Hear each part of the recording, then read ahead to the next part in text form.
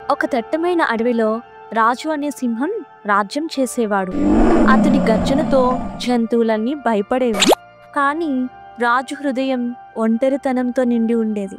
ఒకరోజు రాజు చెట్టు కింద కూర్చొని బాధపడుతూ, నేను అడవికి రాజుని, కానీ నాకొక్క స్నేహితుడు కూడా లేడు. అందరూ నన్ను చూసి పరిగెత్తుతున్నారు అని అనుకున్నాడు. అదే అడవిలో చిట్టి అనే చిన్న కుందేలు ఉండేది. చిట్టి చిన్నదైనా తెలివైనది, ధైర్యవంతమైనది. ఒకరోజు ఆమె ఒక గొయ్యిలో చిక్కుకుంది. ఎవరైనా ఉన్నారా? నన్ను కాపాడండి! ఎవరైనా ఉన్నారా? నన్ను కాపాడండి! అని గట్టిగా కేకలు వేసింది.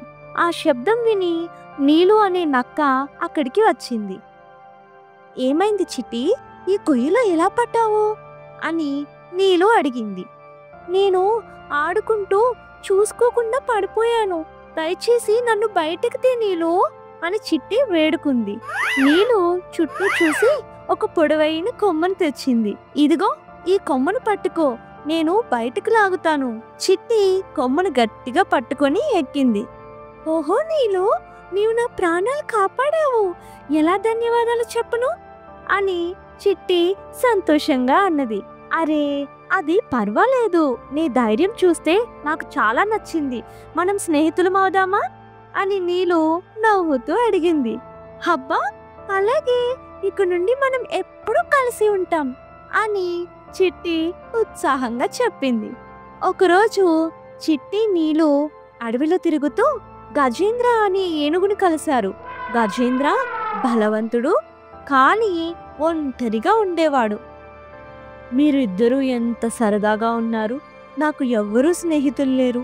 నా బలం చూసి అందరూ దూరం అవుతారు అని గజేంద్ర బాధగా చెప్పాడు. అలా అనుకు గజేంద్ర, నీవు మాతో రా, మనం కలిసి ఆడుకుందాం అని చిట్టి చెప్పింది. నిజమా? మీరు నన్ను స్నేహితుడిగా ఒప్పుకుంటారా అని గజేంద్ర ఆశ్చర్యంగా అడిగాడు. అవును గజేంద్ర, ఇక నుండి మనం ముగ్గురం బెస్ట్ ఫ్రెండ్స్ అని నీలు సంతోషంగా చెప్పింది. ఒకరోజు రాజైన సింహం 2 బండల సందులో ఇరుక్కుపోయాడు. ఎవరైనా నన్ను కాపాడండి, ఎవరైనా నన్ను కాపాడండి అని గట్టిగా గర్జించాడు. ఆ శబ్దం అడవంతా వినిపించింది. చిట్టి, నీలు, గజేంద్ర ఆ గర్జన విన్నారు. అది రాజగొంతు, అతను ఇబ్బందిలో ఉన్నాడు అని చిట్టి చెప్పింది. కానీ చిట్టి, అతను సింహం, మనల్ని తినేస్తాడేమో అని నీలు భయపడింది.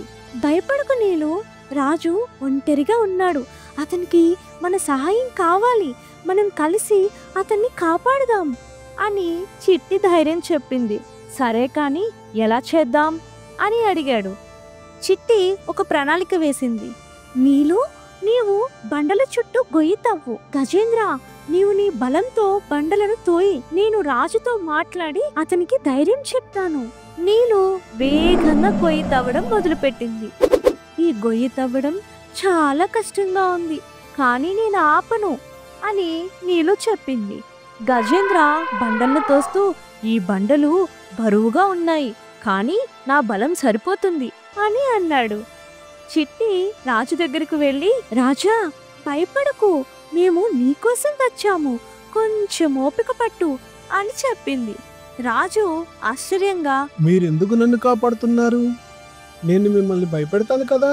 మేము భయపడము రాజా, మేము ఒంటరిగా ఉన్నావని మాకు తెలుసు. స్నేహం అంటే భయాన్ని జయించడమే కదా అని చిట్టి నవ్వుతూ చెప్పింది.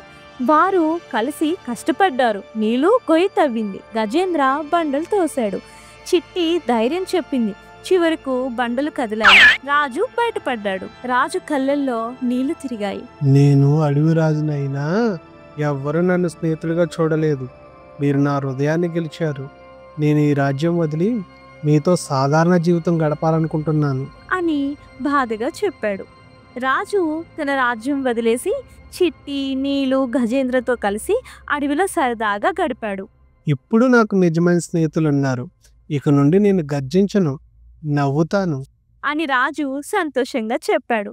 అడవి జంతువులు కూడా అతన్ని స్నేహితుడిగా చూడడం మొదలుపెట్టాయి. నీతి: నిజమైన స్నేహం హోదా, బలాన్ని మించి హృదయపూర్వకమైన ధైర్యమును, సహకారమును కలిగిస్తాయి.